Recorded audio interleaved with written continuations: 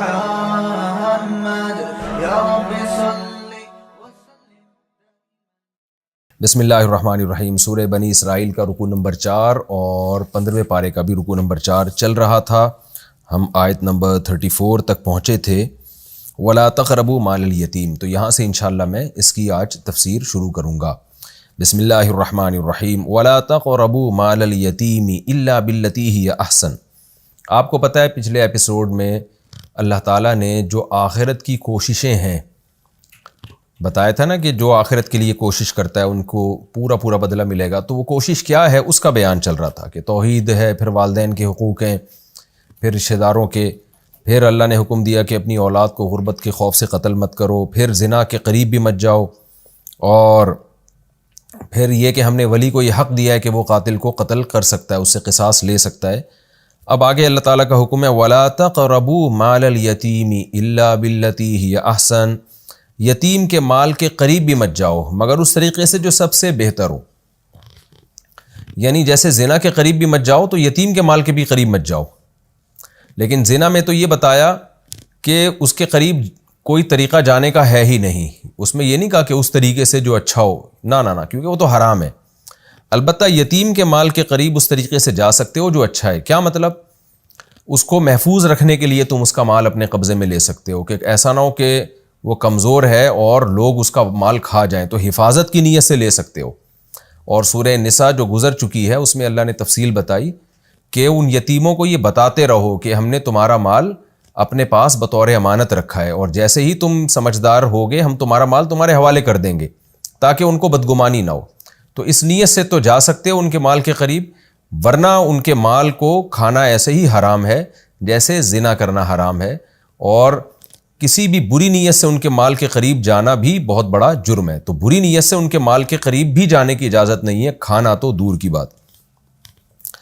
اور میں ان آیتوں میں بار بار بتاتا ہوں کہ یتیم کا مال کیسے کھایا جاتا تھا۔ قرآن میں دوسری جگہ اس کی تشریح ہے کہ وراثت میں، یعنی جب باپ کا انتقال ہوتا ہے تو بڑا بھائی چھوٹے بھائی کا یا چھوٹی بہن ہے اس کا مال کھا گیا، چاچے مامے کھا گئے، جو آج کل ہماری سوسائٹی میں ہوتا ہے کہ جو نابالغ بچے ہیں ماں کھا جاتی ہے، بعض دفعہ بیوہ عورت ہوتی ہے وہ اپنے چھوٹے یتیم بچوں کی وراثت کھا جاتی ہیں، شادی بیاہ میں اڑا دی یتیم بچوں کا مال، اور مکان خرید لیا اپنے لیے۔ بعض دفعہ تو ایسا بھی ہوتا ہے کہ شوہر کی ڈیتھ پر عورت شادی کرتی ہے، اور جو شوہر نے وراثت میں مال چھوڑا ہے جس میں اولاد کا حق ہے، تو وہ مال میں پھر وہ سوتیلے باپ کو رکھ لیتی ہیں، یعنی شادی کر کے نا وہ سوتیلا مرد وہاں رہ رہا ہوتا ہے۔ یہ بالکل ناجائز ہے، حرام ہے، اس لیے کہ وہ وراثت کا مال ہے۔ آپ نے اگر اس شخص کو رکھنا ہے جس سے آپ کا دوبارہ نکاح ہوا، تو آپ اس کے وارثوں کے مال میں نہیں رکھ سکتے جو پہلے جس کی میت ہوئی ہے۔ تو یہ ساری سوسائٹی میں خرابیاں ہیں جن کو قرآن منع کر رہا ہے، ان ساری خرابیوں سے۔ تو نہ ماں کو اجازت ہے کہ یتیم بچوں کا مال کھائے، نہ کسی اور کو اجازت ہے۔ حتیٰ یبلغ اشدہ، یہاں تک کہ جب وہ اپنی بھرپور جوانی کو پہنچ جائیں، جس کی جو یعنی مطلب یہ کہ بالغ ہونے کے بعد سمجھدار بھی ہو جائیں، اور سمجھداری کی جو انتہائی عمر ہے وہ 25 سال ہے۔ 25 سال انتہائی عمر ہے، یعنی ایسا نہ ہو کہ لڑکا 25 سال کا یا لڑکی 25 سال کی ہو گئی پھر بھی آپ اس کا مال اس کے حوالے نہیں کر رہے کہ بچے ابھی نہ سمجھ جائیں، تو نہیں، کیونکہ پھر ظلم کا خطرہ ہے۔ تو اس لیے لاسٹ عمر جو فقہاء نے بیان کی ہے وہ 25 ایئرز ہے، کہ اگر بچے میں سمجھداری پیدا نہیں ہوئی ہے تو اینڈ جو ہے نا 25 سال تک ہے، 25 سال کے بعد آپ مزید ڈیلے نہیں کر سکتے۔ وَأَوْفُوا بِالْعَهْدِ، اور معاہدوں کو پورا کیا کرو، إِنَّ الْعَهْدَ كَانَ مَسْئُولًا، عہد کے بارے میں تم سے سوال کیا جائے گا۔ ایک سوال تو دنیا کرتی ہے یا وہ کرتا ہے جس سے تم نے ایگریمنٹ کیا، اور ایک سوال اللہ کرے گا قیامت کے دن کہ تم نے ایگریمنٹ کیوں توڑا۔ وَأَوْفُوا الْكَيْلَ إِذَا كِلْتُمْ، اور جب تم کیل کرو، ناپو کسی چیز کو تو پورا ناپا کرو، کسٹمر کے ساتھ دھوکہ مت کیا کرو۔ وَزِنُوا بِالْقِسْطَاسِ الْمُسْتَقِيمِ، اور سیدھے پیمانے کے ساتھ تولا کرو، وزن کیا کرو کسی بھی چیز کا۔ یعنی اس زمانے میں کیل اور وزن ہی کے ذریعے چیزوں کو ناپا جاتا تھا۔ کیل میں بار بار بتا چکا ہوں، لیٹر جیسے ایک مخصوص برتن ہے نا، جیسے ایک لیٹر ہوتا ہے، تو ایک مخصوص برتن میں جتنی چیز آ جائے، اس زمانے میں یہ سا اور مد یہ پیمانے تھے۔ تو اللہ تعالیٰ فرما رہے ہیں کہ لوگوں کے ساتھ, کسٹمر کے ساتھ دھوکہ مت کیا کرو. جب بھی کوئی چیز ناپو تولو پوری اس کے انصاف کے ساتھ اس کو دیا کرو. ذالک خیر, یہ بہتر چیز ہے. وَأَحْسَنُ تَأْوِيلًا, تعویل کا لفظ بھی میں کئی بار ڈیفائن کر چکا ہوں, ایکسپلین کر چکا ہوں.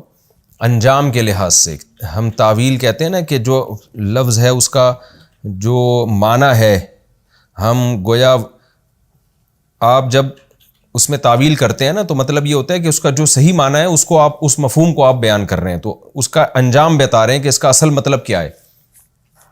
تو معال بھی انجام کو کہتے ہیں, یہاں تعویل سے مراد انجام, کہ جب آپ معاشرے میں عدل کریں گے اور کسٹمر کو دھوکہ نہیں دیں گے اور لوگوں کے ساتھ عدل و انصاف کریں گے تو اللہ فرماتے ہیں یہ بہتر ہے. بہتر ہے, خیر اس میں تفضیل ہے نا, کیا مطلب اس دھوکے سے بہتر ہے.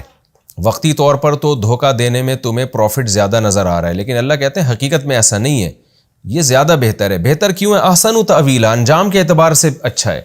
انجام میں کیا ہوگا؟ لوگوں کا تم پر اعتماد بحال ہوگا, لوگ تم سے ہی کاروبار کریں گے, پھر سوسائٹی میں ظلم ختم ہوگا, سوسائٹی ایک اچھے نہج پہ چلے گی. تو ہر لحاظ سے اس کی تو جتنی بھی تفصیل بیان کی جائے کم ہے کہ انصاف کے سوسائٹی میں, معاشرے میں بالآخر اچھے ہی اثرات ظاہر ہوتے ہیں. وَلَا تَقْفُ مَا لَيْسَ لَكَ بِهِ عِلْم, دیکھیں کیسی زبردست آیات ہیں. اللہ اپنے بھی حقوق بیان کر رہا ہے, والدین کے بھی, رشتہ داروں کے بھی, غریبوں کے بھی, مسکینوں کے بھی, اور جو سوسائٹی کے حقوق ہیں وہ بھی بیان کر رہا ہے. اسلام ایک جامع مذہب اسی وجہ سے, تو سوسائٹی میں انصاف ہونا چاہیے. تو اس کے لیے سوسائٹی کو صحیح نہج پہ چلانے کے لیے یہ بھی ضروری ہے کہ پروپیگنڈوں پہ یقین نہ کیا جائے, جھوٹی خبریں نہ پھیلائی جائیں. وہ خبریں جن کی آپ کو تحقیق نہیں ہے ان کو فالو نہ کریں. تبھی قرآن کہتا ہے وَلَا تَقْفُ مَا لَيْسَ لَكَ بِهِ عِلْم, اس چیز کو فالو مت کرو جس کا تمہیں علم نہیں ہے, یعنی جس کے صحیح ہونے کی تمہارے پاس دلیل نہیں ہے. اس میں تمام باطل چیزیں جن کی ہمارے پاس کوئی مستند دلیل نہیں ہوتی اور ہم اس کو فالو کر رہے ہوتے ہیں, توہم پرستی اس میں آ گئی, تمام باطل مذہب اس میں آ گئے, بغیر دلیل کے دعوے اس میں آ گئے, اور اس میں بغیر تحقیق کے خبروں کو نشر کرنا بھی آ گیا. آپ نے کہیں خبر سنی, آپ کو نہیں پتہ ہے کہ یہ صحیح بھی ہے یا نہیں ہے, تو آپ نے فوراً وہ خبر آگے پھیلا دی. تو اس کا مطلب آپ ایک ایسی چیز کے در پہ ہو گئے, ایسی چیز کے پیچھے چل پڑے جس کی خود آپ کو تحقیق نہیں ہے. تو یہ بھی بہت خطرناک عمل ہے. کیوں اللہ نے اس میں ڈرایا کس طرح سے؟ ان السمع والبصر والفؤاد کل اولئک کان عنہ مسئولا, اس لیے کہ جو کچھ تم سن رہے ہو, جو کچھ تم دیکھ رہے ہو, اور جو کچھ تمہارے دل میں خیالات گزر رہے ہیں. کیا مطلب؟ خیالات سے وسوسے مراد نہیں ہے, یعنی جو تم کچھ سننے کے بعد نظریہ بناتے ہو دل کے اندر, تو یہ تمام چیزوں کے بارے میں تم سے سوال ہوگا. غلط سنا, غلط دیکھا, اور پھر اس بیس پر تم نے دل میں غلط عقیدہ فرض کر لیا یا غلط نظریہ تم نے دل میں بٹھا لیا, تو اللہ تم سے سوال پوچھے گا کہ تمہارا اس بارے میں یہ کانسیپٹ کیوں تھا. تم دلیل میں کہو گے کہ میں نے فلاں سے سنا تھا, فلاں سے سنا تھا, تو اللہ کہے گا اس کی دلیل کیا تھی تمہارے پاس. آج آپ دیکھیں نا, صبح و شام جو سیاسی تبصرے ہو رہے ہوتے ہیں, سیاسی لیڈر اور ان کے کارکنان ایک دوسرے پر جو تہمتیں لگا رہے ہوتے ہیں, اپنے سیاسی لیڈر کو ایسا سمجھتے ہیں جیسے یہ امام مہدی ہے, کہ اس کے خلاف کسی نے ایک حرف بھی بول دیا تو اس کی عزت کا جنازہ نکال دیتے ہیں. اور جو اپوزیشن پہ جو جتنا مرضی کوئی جھوٹے الزامات بھی لگاتا رہے نا, اس کی واہ واہ ہوتی رہتی ہے. اداروں کو بدنام کیا جاتا ہے, ملکی اداروں کو بدنام کیا جاتا ہے, ملک شخصیات کو بدنام کیا جاتا ہے, سیاستدانوں پہ کیچڑ اچھالے جاتے ہیں. اتنا کچھ غلط سلط ہو رہا ہے, اور جب آپ تحقیق میں جائیں تو پتہ چلتا ہے ان کے پاس دلیل کچھ نہیں ہے. فلاں سے سنا, فلاں سے سنا, فلاں سے سنا. مجھ سے ایک صاحب ملنے کے لیے آیا اور کسی لیڈر کے بارے میں کہنے لگے وہ اس نے اتنی کرپشن کی ہے اور یہ کیا اور وہ کیا ہے, اور پتہ نہیں اتنے کروڑوں کے پلاٹ ہیں اس کے پاس. تو میں نے کہا یہ آپ نے کہاں سے سنا ہے؟ اور یہ کہا کہ اس نے بیرون ملک اتنی جائیداد بنا لی ہے.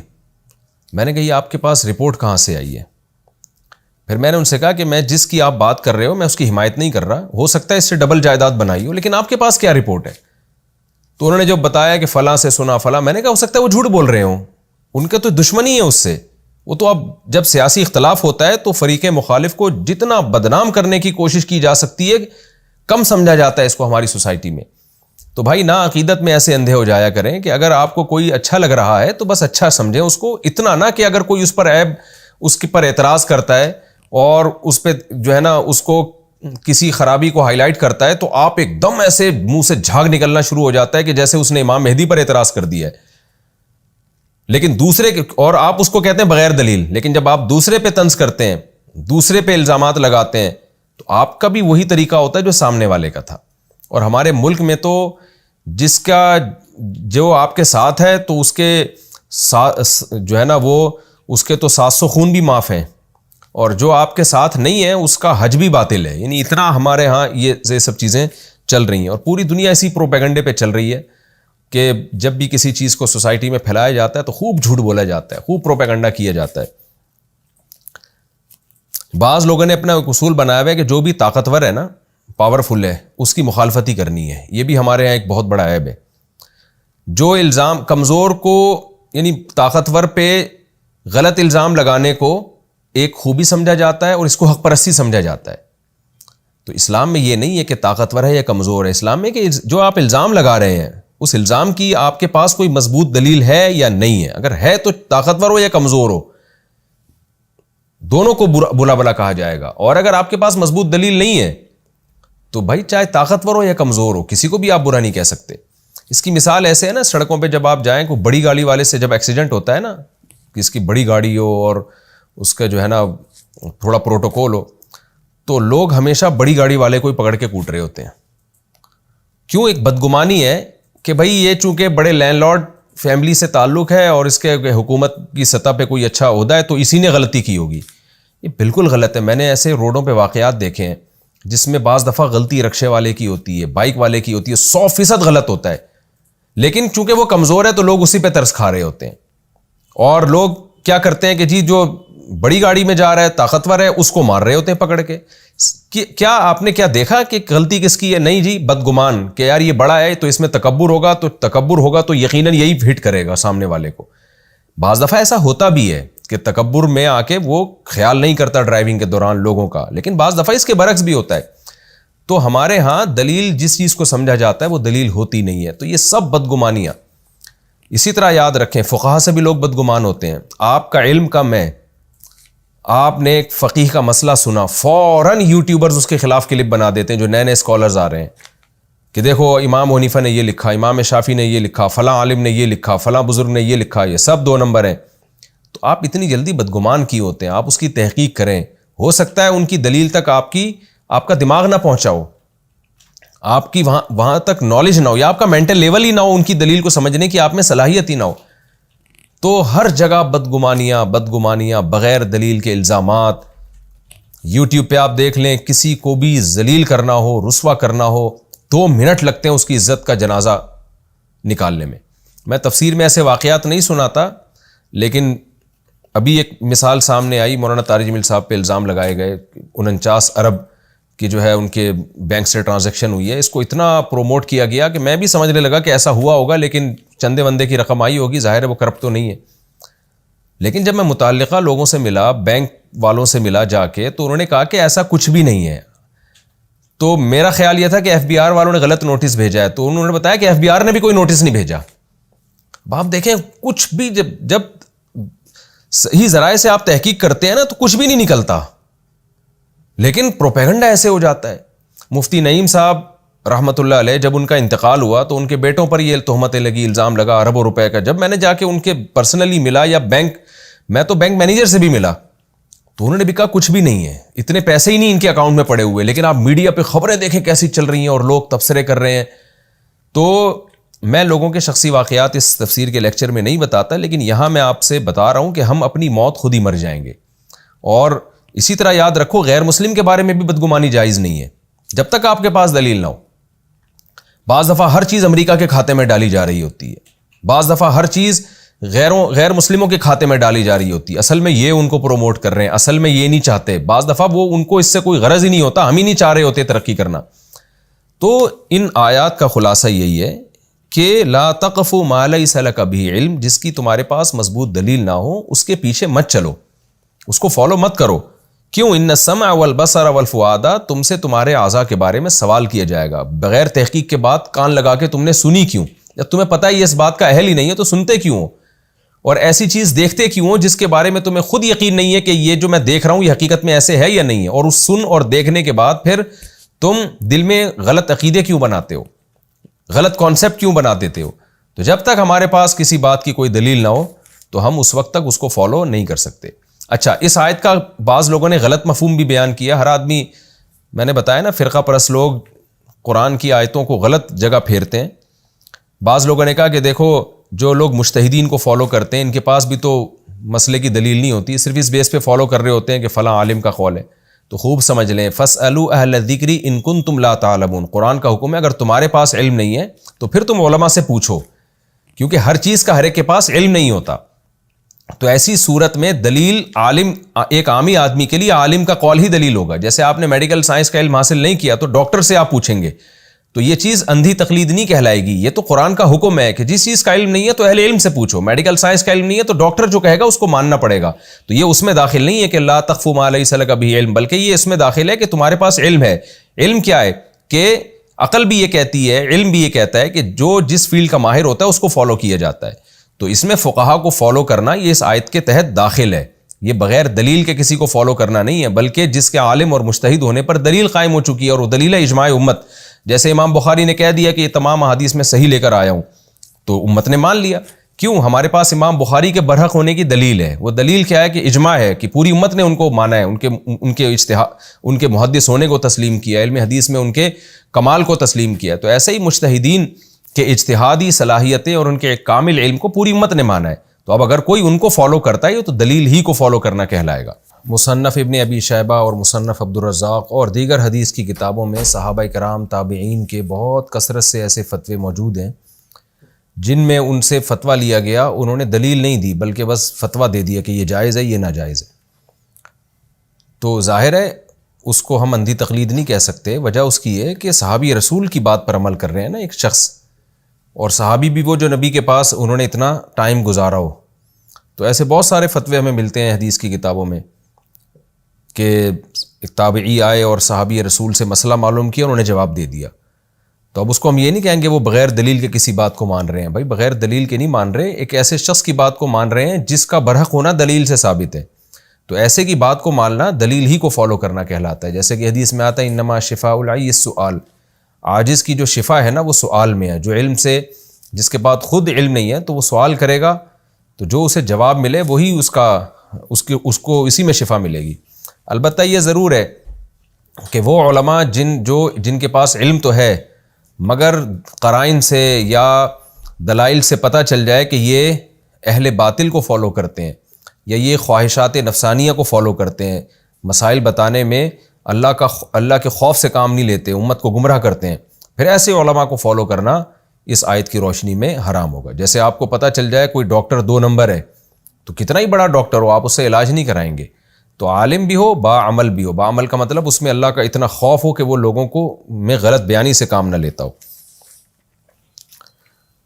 آگے اللہ تعالیٰ کا ارشاد ہے وَلَا تَمْشِ فِي الْأَرْضِ مَرَحًا، اور زمین میں اترا کے مت چلو، تکبر کے ساتھ مت چلو۔ إِنَّكَ لَن تَخْرِقَ الْأَرْضَ، تو یعنی انکا کا مطلب مخاطب، ہر وہ شخص جو قرآن کی تلاوت کر رہا ہے یا قرآن کا درس سن رہا ہے اللہ اس کو خطاب کر رہے ہیں کہ تو زمین کو پھاڑ نہیں سکتا، یعنی اپنی پاؤں کی طاقت سے۔ جب انسان تکبر سے چلتا ہے نا تو 2 چیزیں ہوتی ہیں، ایک چال بہت زور سے زمین پہ رکھتا ہے اور ایک سینہ بہت اوپر کی طرف اکڑ آتا ہے۔ تو اللہ کہہ رہے ہیں بھائی تو کتنا اونچا ہو جائے گا، تو پہاڑوں کی بلندی کو تو نہیں کراس کر سکتا نا، اتنا اونچا تو ہو نہیں سکتا تو، اور نہ تیرے پاؤں میں اتنا دم ہے کہ تو زمین کے سینے کو پھاڑ دے۔ یہ ایک جیسے ہم کسی کو سمجھا رہے ہوتے ہیں نا کہ تو جو ہے تیری حیثیت کیا ہے، تیری اوقات کیا ہے۔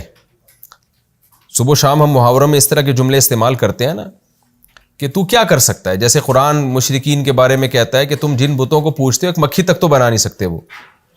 تو یعنی اللہ فرماتے ہیں تمہارے پاؤں میں اتنا زور نہیں ہے کہ ایک نرم زمین کو تم پھاڑ ڈالو، اور نہ تم اتنے اونچے ہو سکتے ہو کہ پہاڑوں کی بلندیوں کو کراس کر جاؤ۔ تم سے بلند اللہ نے پہاڑ پیدا کیے، تمہارے پاؤں میں جتنی طاقت ہے اس سے زیادہ سخت تو اللہ نے زمین کو پیدا کیا۔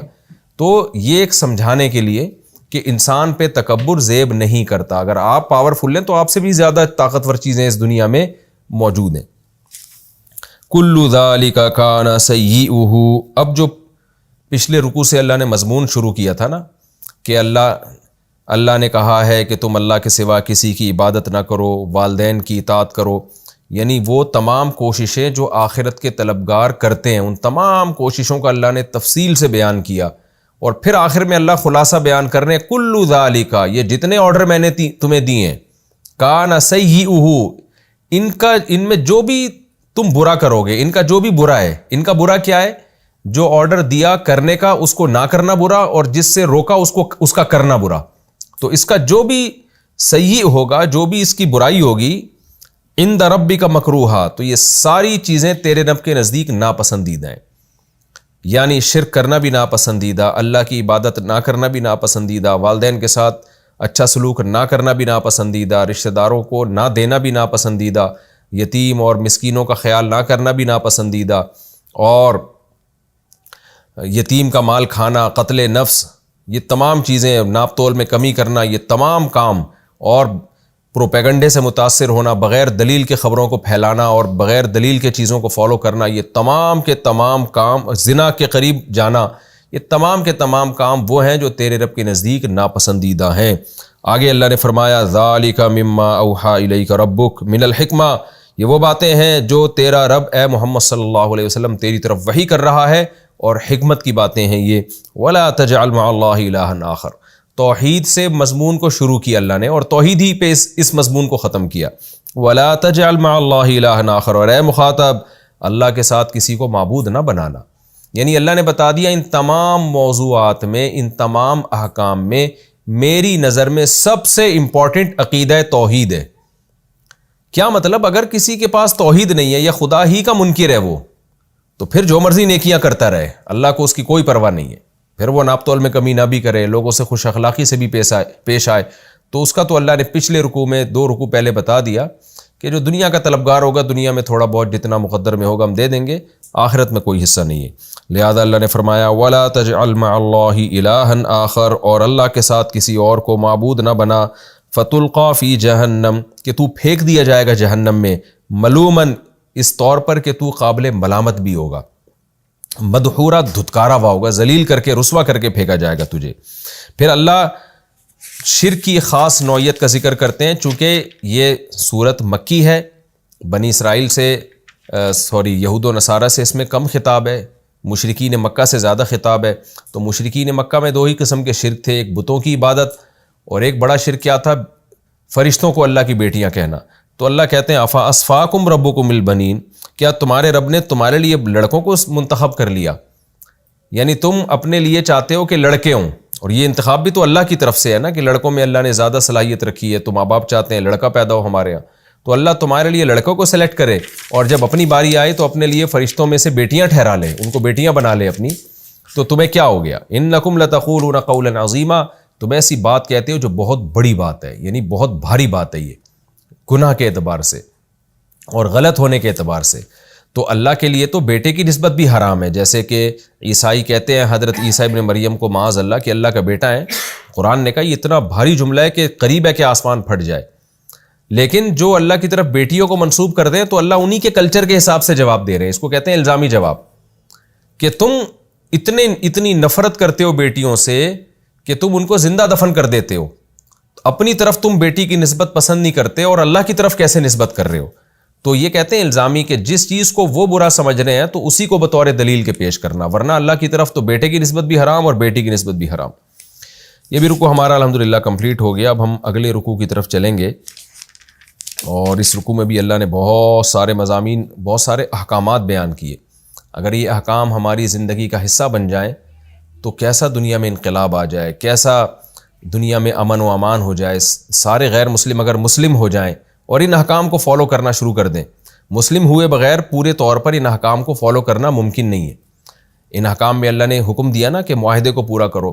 آپ دنیا کی قوموں پہ نظر کریں, دنیا میں معاہدے اسی وقت پورے کیے جاتے ہیں جب معاہدہ پورا کرنے میں قوموں کے فائدے ہوتے ہیں. جہاں قومیں دیکھتی ہیں نا کہ معاہدہ توڑنے میں ہمارا فائدہ ہے, تو سب سے پہلے وہی لوگ توڑتے ہیں جو صبح و شام معاہدے کی باتیں کر رہے ہوتے ہیں. آج بین الاقوامی جو حکومتیں ہیں ان کی جو کرتوت اور ان کے جو کردار ہیں وہ اس پر گواہ ہیں کہ معاہدہ اتنا ہی پورا کیا جاتا ہے جتنا آپ کا مفاد ہے، لیکن جو اہل ایمان آخرت پر یقین رکھتے ہیں ایگریمنٹ پورا کرنے میں ان کا فائدہ ہو یا نقصان ہو وہ ہر صورت میں ایگریمنٹ کو پورا کرتے ہیں. کیوں؟ ان کو پتہ ہے کہ آخرت میں اللہ کو جواب دینا ہے. تو جب تک آخرت کا پر ایمان نہیں ہوگا، نہ ماں باپ کے حقوق کا تحفظ ہوگا، نہ رشتہ داروں کے حقوق کا تحفظ ہوگا، نہ دنیا میں حقیقی معنوں میں امن قائم ہوگا، اور نہ ہی دنیا میں حقیقی معنی میں انصاف ہوگا. آج جو لوگ کسٹمر کے ساتھ اچھا طریقے سے پیش آتے ہیں نا، ان کو پتہ ہے کہ اچھے طریقے سے پیش آئیں گے تو کسٹمر ہم سے جڑا رہے گا. جہاں ان کو اندازہ ہوا نا کہ اب ہمیں اس میں نقصان کا خطرہ ہے تو وہی لوگ دھوکہ دینا شروع کر دیں گے. تو یہ دنیا یہ جو اس کی اخلاق کی جو بنیاد ہے نا، یہ ایک بلبلے پہ قائم ہے، اس کی مضبوط بنیاد نہیں ہے. تو مضبوط بنیاد عقیدہ توحید اور عقیدہ آخرت ہے. اس بنیاد پہ جب انسان اچھا عمل کرتا ہے تو وہ اس عمل میں مضبوطی ہوتی ہے، وہ مضبوط بیس پہ قائم ہوتا ہے. یہ ہمارا رکوع الحمدللہ کمپلیٹ ہو گیا. اب ہم انشاءاللہ سورہ بنی اسرائیل کے رکوع نمبر 5 اور 15ویں پارے کے رکوع نمبر 5 کی طرف چلتے ہیں. حسب معمول مختصر لفظی ترجمہ مختصر گرامر کے ساتھ، پھر انشاءاللہ اس کی تفسیر پیش ہوگی. وَلَقَدْ صَرَّفْنَا فِي هَذَا الْقُرْآنِ، البتہ تحقیق ہم نے اس قرآن میں صرفنا تصریف کی ہے، پھیرا ہے باتوں کو، یعنی باتوں کو بار بار بیان کیا ہے. لِيَذَّكَّرُوا، تاکہ ان کو نصیحت حاصل ہو.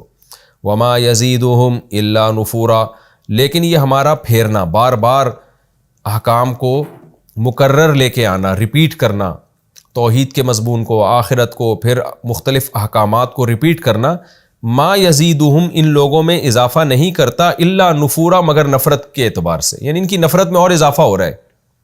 ہوتا تو یہ کہ جب بار بار کوئی بات کہی جاتی ہے تو پہلی دفعہ میں نہیں، دوسری دفعہ میں بات سمجھ میں آتی ہے، تیسری دفعہ میں سمجھ میں آ جاتی ہے. لیکن اللہ کہہ رہے ہیں ان مشرکین کا حال یہ ہے کہ جتنی نصیحت کی جا رہی ہے ان کی نفرت میں کمی کے بجائے اور روز بروز اضافہ ہوتا چلا جا رہا ہے.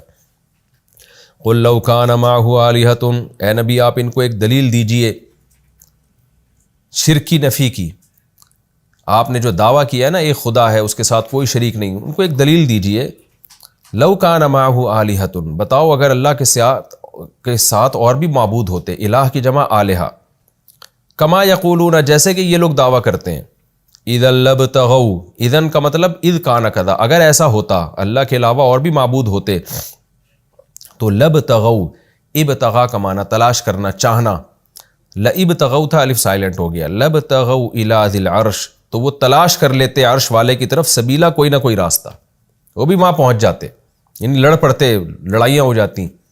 تفسیر میں ڈیٹیل بتاؤں گا انشاءاللہ. سبحانہ، وہ اللہ ریب سے پاک ہے، وتعالی، اور بلند ہے، عما یقولون، ان باتوں سے جو یہ لوگ کر رہے ہیں مشرکین، علواً کبیرہ، بہت بلند ہے، اس کی شان اس شرک سے بہت بلند ہے.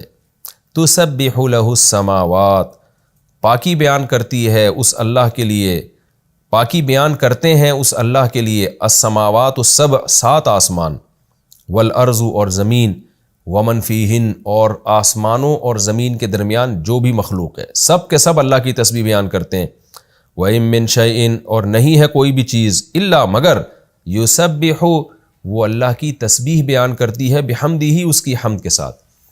تسبیح کا معنی کیا ہوتا ہے؟ اللہ کو پاک قرار دینا عیب سے، کہ کوئی عیب اس میں نہیں ہے. اور تحمید کا معنی کہ تمام اچھی صفات کو اس کی طرف منسوب کرنا. تو اس لیے اللہ کی جو کامل تعریف ہے نا وہ سبحان اللہ و بحمدہ ہے، کہ اللہ ہر عیب سے پاک ہے، یہ ایک تعریف ہوئی، اور تمام خوبیاں اس میں موجود ہیں. وَلَٰكِن لَّا تَفْقَهُونَ تَسْبِيحَهُمْ، لیکن تم لوگ نہیں سمجھتے تسبیحہم، اس مخلوق کی تسبیح کو. إِنَّهُ كَانَ حَلِيمًا، بے شک اللہ تعالیٰ بہت بردبار، غفوراً، اور معاف کرنے والا ہے.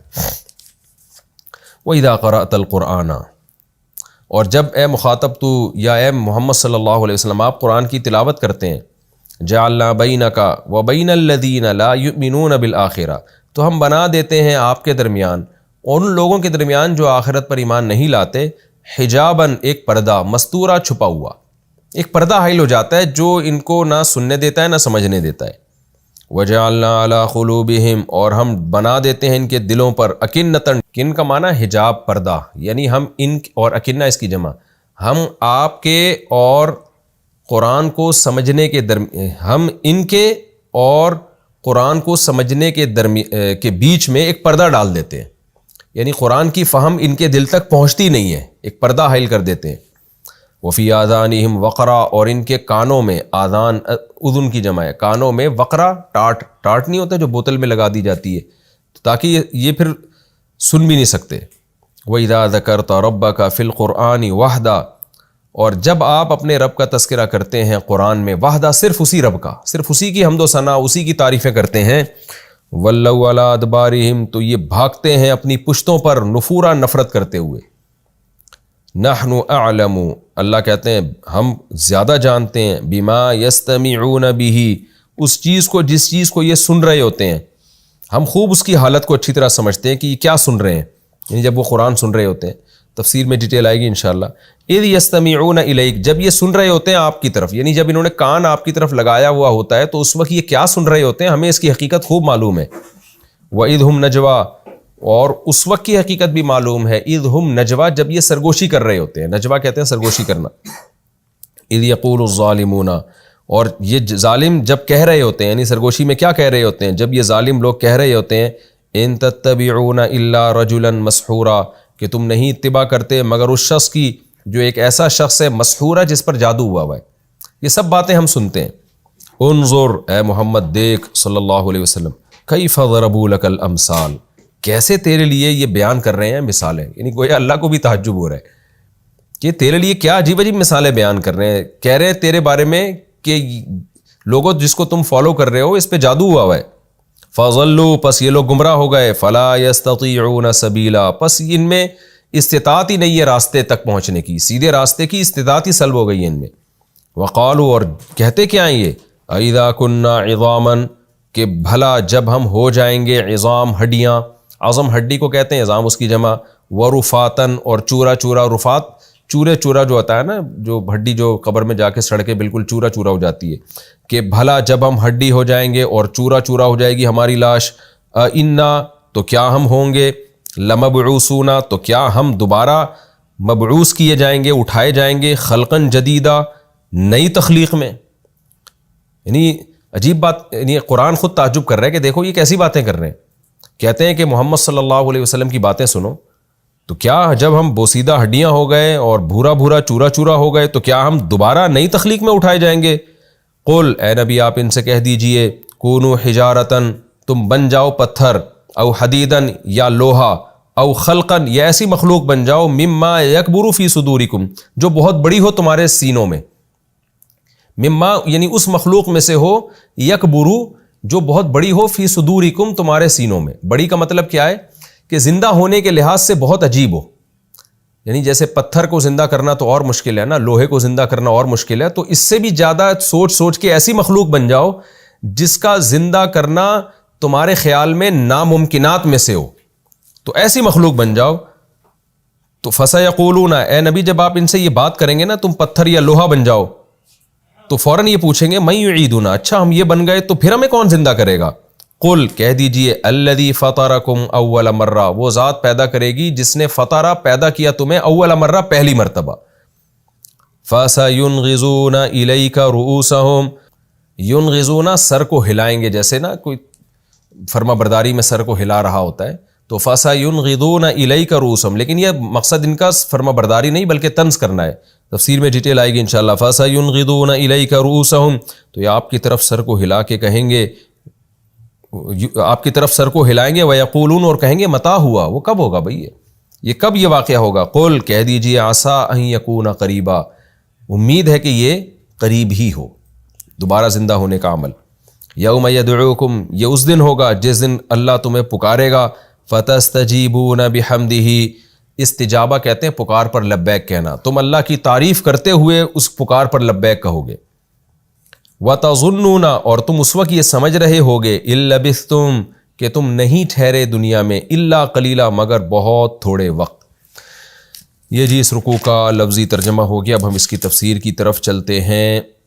وَلَقَدْ صَرَّفْنَا فِي هَذَا الْقُرْآنِ لِيَذَّكَّرُوا، اللہ کہتے ہیں دیکھو اس قرآن میں ہم نے کتنا نصیحتوں کو بار بار بیان کیا ہے، صرف اس لیے تاکہ ان کو نصیحت حاصل ہو جائے، اللہ کی توحید پر ایمان لے آئیں، جو احکام جن احکام کے فالو کرنے کا حکم دیا جا رہا ہے ان کو فالو کریں، لیکن ان کی حالت کیا ہے؟ وما یزیدہم الا نفورا، یہ قرآن نہیں بڑھاتا مگر الا نفورا، نفرت ہی کو، یعنی ان کی نفرت اور بڑھ رہی ہے۔ تو قرآن کی طرف مجازن نسبت ہے، قرآن نہیں بڑھا رہا، لیکن ان کے دل میں فساد ہے، یہ حق کے متلاشی نہیں ہے، لہذا حق سن کے ان کے دل میں اور نفرت پیدا ہو رہی ہے۔ اس کی مثال ایسے جیسے ہم کہتے ہیں نا کہ یار اس کے سامنے حق بات بیان کرو گے نا تو یہ حق بیان کرنا اور زیادہ نفرت پیدا کرے گا۔ تو اب مطلب حق کو برا کہنا نہیں ہوتا کہ حق نفرت کا ذریعہ ہے، مطلب یہ کہ اس بندے کی حالت ایسی ہے کہ اس کے سامنے حق بیان کرو گے تو اتنا برا ہے یہ کہ بجائے محبت کے اور نفرت بڑھے گی۔ تو یہی قرآن بیان کر رہا ہے، قل لو کان معہ آلہۃ، اے نبی ان سے کہہ دیجئے جس شرک کے تم قائل ہو وہ اتنی بیکار اور بغیر دلیل کے تم ایک چیز کو فالو کر رہے ہو کہ 2 اور 2 4 کی طرح اس کا برا ہونا ثابت ہے، کہ دنیا میں کبھی نہیں دیکھا ہوگا جو 2 صاحب اختیار ایک چھوٹی سی ریاست کو چلاتے ہوں، ان کی آپس میں لڑائی ہو جاتی ہے۔ تو اگر خدا کے علاوہ بھی کسی کے پاس اختیارات ہوتے، الہ ہوتے، تو وہ عرش والے خدا کی طرف دوڑتے، وہ تم دیکھتے ہو کہ بڑی بڑی طاقتیں آپس میں لڑتی ہیں، اور جہاں کسی کو کمزور دیکھا دوسرا اس پہ غالب آ گیا۔ تو قل لو کان معہ آلہۃ، اگر اس خدا کے ساتھ اور بھی معبود ہوتے، کما یقولون، جیسے کہ یہ لوگ بولتے ہیں، اذا لابتغوا، اگر ایسا ہوتا، لابتغوا الی ذی العرش سبیلا، تو وہ تلاش کرتے عرش والے کے پاس جانے کا کوئی راستہ، تاکہ لڑائی کر کے اس سے عرش لے کے اس پہ خود قبضہ کر لیتے، جیسے کہ دنیا میں ہوتا ہے۔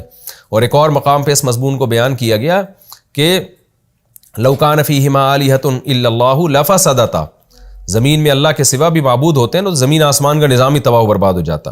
سبحانہ، لہذا وہ اللہ ہر عیب سے پاک ہے، وتعالی، اور بلند ہے، عما یقولون، ان باتوں سے جو یہ کرتے ہیں، علوا کبیرہ، بہت بلند ہے، اور اس کی تو یہ شان ہے، تسبح له السماوات السبع، جو کچھ آسمان 7 آسمان اس کی تسبیح بیان کرتے ہیں، اور زمین بھی، ومن فیہن، اور جو مخلوق بھی آسمان اور زمین کے درمیان ہے۔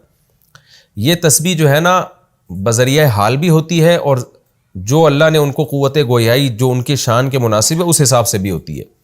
بذریعہ حال کیا کہ کائنات کا ذرہ ذرہ گواہی دے رہا ہے کہ اللہ ہر عیب سے پاک ہے اور تمام تعریفوں کا لائق اللہ ہے، تو یہ اس طرح سے تسبیح کر رہے ہیں۔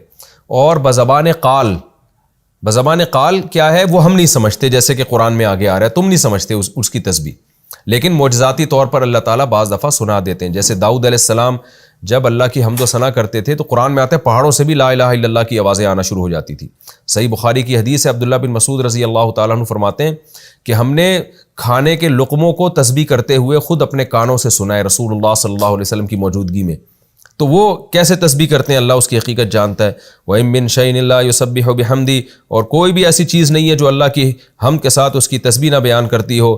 وَلَٰكِن لَّا تَفْقَهُونَ تَسْبِيحَهُمْ، لیکن تم ان کی تسبیح سمجھتے نہیں ہو، نہ قال والی تسبیح سمجھتے ہو، اور کافر تو حال والی تسبیح بھی نہیں سمجھتا، یعنی جو اپنی حالت سے اللہ کی حمد و ثنا بیان کر رہی ہیں، کیونکہ وہ اس کائنات میں اس لحاظ سے غور ہی نہیں کرتا۔ إِنَّهُ كَانَ حَلِيمًا غَفُورًا، وہ واقعی بڑا بردبار ہے کہ اتنا بلند مرتبے والا ہو کے بھی وہ انسانوں کو فوراً سزا نہیں دیتا، اور غفورا کہ اتنے بڑے بڑے جرم کرنے کے بعد بھی، حالانکہ ہونا یہ چاہیے جو ایک دفعہ گناہ کرے تو اتنا بڑا بادشاہ اس کو فوراً سزا دے، لیکن غفورا ہے کہ اگر کوئی توبہ کر لے تو وہ اس کو معاف کر دیتا ہے۔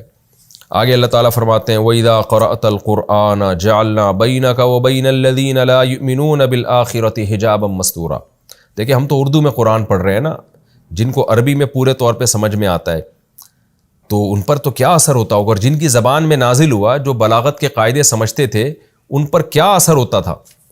تو ہوتا یہ تھا کہ بہت سارے لوگ قرآن سن کے اسلام کی طرف مائل ہو رہے تھے، لیکن جن کے دلوں پر مہریں لگی ہوئی تھیں وہ مائل کیوں نہیں ہوتے، تو ان کے بارے میں نبی صلی اللہ علیہ وسلم بہت پریشان ہوتے تھے کہ ان پر اثر کیوں نہیں ہوتا۔